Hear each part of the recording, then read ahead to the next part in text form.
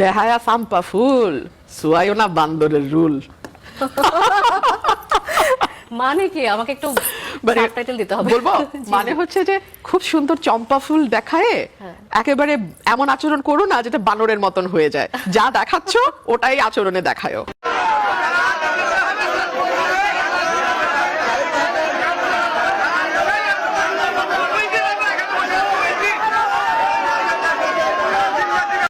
Family card দিচ্ছে, কৃষি card দিচ্ছে, কাদের কাছ থেকে টাকা নিয়ে দিচ্ছে? বাংলাদেশে তো টাকার ঘাস নাই, গাছে টাকা ধরে না, জনগণের টাকা থেকে টাকা দিচ্ছে। আসসালামু আলাইকুম। আজকের ঘটনা কি? Brother wait and see. আমার এই দেহে পর বোর্ডনেছে, হ্যাঁ পর আমার মিছিল এনেছে আর আমার কার্ড দেয় নাই। বাংলা জায়গা জমি কিছু নাই। প্লিজ আমাকে ক্ষমা করে দাও, প্লিজ প্লিজ।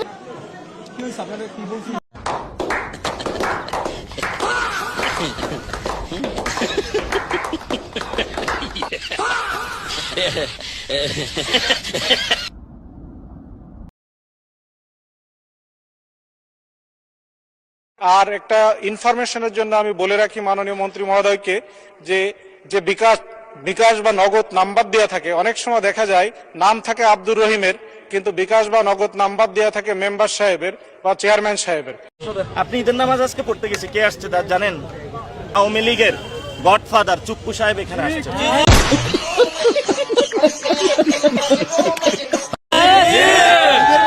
মুসল্লিরা প্রতিবাদ করেছে, আমরা সরকারকে দ্রুত জানাবো যে ৯/৬ না করে চুপ্পুর অভিশংসন জরুরি, চুপ্পুকে বাদ দিতেই হবে। সরকারের কোনো অপশন নেই, যদি এটা না বাদ দেয় ভালোই তাহলে তো আমরা আন্দোলনে যেতেই হবে। নাসির ভাই, তার অধীনেই তো আপনারা আপনাদের এনসিপি নেতৃবৃন্দ শপথ নিয়েছিল। এটা সালাউদ্দিনের কথা, এটা আপনার কথা। সালাউদ্দিনের এই কথা তো সমস্যা আগেই বলেছিলাম, শিলং ফেরত থেকে বাংলাদেশের কথা, কারণ ওই সময় স্পিকার ছিল না, যেই জন্য হলো যদি চুপ্পু চলে যেতে হতো তাহলে স্পিকার ওই সময় ক্ষমতাটা গ্রহণের ওই সুযোগটা তখন ছিল না। আর আপনি 5 তারিখে বিএনপি ক্যান্টনমেন্টে যায় নাই, গিয়েছে। এই রাষ্ট্রপতির একদিন বাংলার মাটিতে বিচার হবে, এবং রাষ্ট্রপতির যে পোস্ট আছে সেটাকে অসম্মানিত করেছে শেখ হাসিনা। শেখ হাসিনার যে পরিণতি রাষ্ট্রপতিরও সেম পরিণতি হবে। তারেক রহমান যতই চেষ্টা করুক ওনাকে সেভ করতে পারবে না। রাষ্ট্রপতি চুপ্পু এখানে নামাজ পড়তেছে, আমার তো আর কি খটকা লাগতেছে যে আমার নামাজটা আসলে হবে কিনা আর কি। ভোট ডাকাতি করছে, চুরি করছে, কেন্দ্র দখল করছে, গুলিস্তানে চাঁদাবাজি বলে, মতিঝিলে চাঁদাবাজি চলে, সব জায়গায় এগুলো করে, এবং এটা তার কেরিয়ার হয়ে গিয়েছে। এটা বলাও নাকি তার নামে অপবাদ। আমরা রমজান মাসে আল্লাহর কাছে এটাই দোয়া করবো, আল্লাহ আপনারা হেদায়েত দান করুন। এবার নামলে একদম সেভাবেই নামবো যাতে আমরাই আমাদের সরকার গঠন করতে পারি, আমরা সংস্কার বাস্তবায়ন করতে পারি, আমরা যাতে এই সংবিধান ছুঁড়ে ফেলে দিয়ে নতুন সংবিধান নিয়ে আসতে পারি, যেখানে যত ফাঁকফোকর আছে, মন্ত্রিপরিষদ সংস্কার বলেন, আইন সংস্কার বলেন। গণ অভ্যুত্থানের পর ওই দেশে কোনো সংবিধান থাকে না, সংবিধান ডাস্টবিনে ছুঁড়ে ফেলেই ওই দেশে গণ অভ্যুত্থান হয়। সংবিধান মেজরিটি সংবিধানের দোহাই দিয়ে কোনো গণরায়কে, গণভোটের মেজরিটিকে উপেক্ষা করা, এটা কোনো মন্ত্রী, এমপি বা আদালতেরও হওয়া উচিত না। সঠিক বলেছেন জনাব তারেক রহমান, আপনি সংবিধানের কোন ধারায় সব মামলার খালাস পেলেন? ঠিক বলেছো। আজকে আমি মহামান্য রাষ্ট্রপতি হওয়ার কথা। কি কষ্ট? I resigned from BNP in the month of January. আমাকে রাষ্ট্রপতি করতেই হবে, স্পিকার হওয়ার কথা আমার। আমি তাদের বিরুদ্ধে না, আবার তাদের কোনো গুণ বললে আমি তাদের পক্ষে। আমি কোনো রাজনীতি করি না, আমি শুধু বিসিএসপি করি, আমার পলিটিক্স ছিলাম।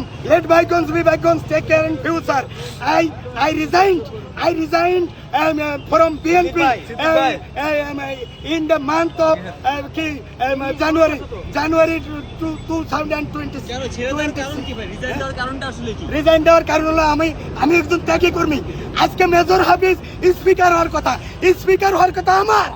আমি মেজর হাফিজের গ্রুপের মার খাইছি, আজকে সালাউদ্দিনের স্বরাষ্ট্র উপদেষ্টা, আজকে আমি মহামান্য রাষ্ট্রপতি হওয়ার কথা।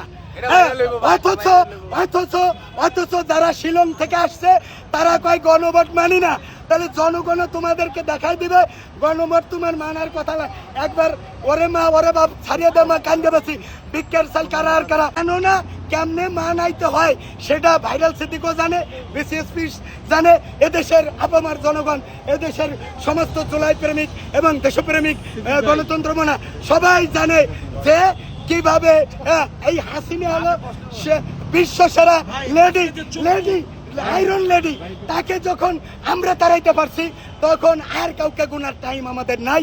গণভোট মানতে হবে এবং আমাকে রাষ্ট্রপতি করতেই হবে। চীনেরা মারামারি করছে, মোহাম্মদপুরে চীনেরা মারামারি করছে। ভাইরাল সিদ্দিকরে চাই কি চাই আমার উপদেষ্টা না যে ভাইরাল সিদ্দিকের রাষ্ট্রপতি চাই। ফেরেশতারা মিটিং করছে দোয়া করছে আল্লাহর কাছে। 25 কেজি চাল এবং 2 লিটার সয়াবিন তেল, 3 কেজি ছোলা, 1 কেজি খেজুর, 2 কেজি চিনি এবং আলু, আরও ঈদ সামগ্রী মোট 13টা আইটেম আমাদেরকে দিয়েছে। আমরা অনেক আনন্দিত আলহামদুলিল্লাহ। এবং পরবর্তীতে আমাদের আমিরে জামাতকে আমরা এখানে আবার পরবর্তীতে সংসদ সদস্য নির্বাচিত হলে ওনাকে আরও বিপুল ভোটে জয় করার জন্য আমরা প্রত্যাশা করি ইনশাআল্লাহ। আমি প্রথম পেয়েছি আলহামদুলিল্লাহ। গিফট পেয়ে খুব খুশি হলাম জামাত ইসলাম পক্ষ থেকে। এর মধ্যে চাউল আছে, পেঁয়াজ আছে, তেল আছে, খেজুর আছে, সিমাই আছে, চিনি আছে, অনেক আলহামদুলিল্লাহ যাতে আল্লাহকে লাখ করে শুকরিয়া। এর আগে কেউ দেয় নাই, এই প্রথম দেশে জামাত ইসলামে খুব খুশি হলাম। আর মিরপুরের ওজন পড়ছে বা নিমুকাম নেই চিন্তা করি। এর আগে এত উপহার পেয়েছেন কখনো? না জামাত ইসলাম ছাড়া আর কেউ করতে পারবে না। আমার জীবনে পাইনি, আমি জামাত করি অনেক আগে থেকেই সাপোর্টার। জামাত থেকে দিয়েছে আর ডক্টর শফিকুল ইসলাম। এর আগে কখনো এত উপহার পেয়েছেন? না এত পাইনি।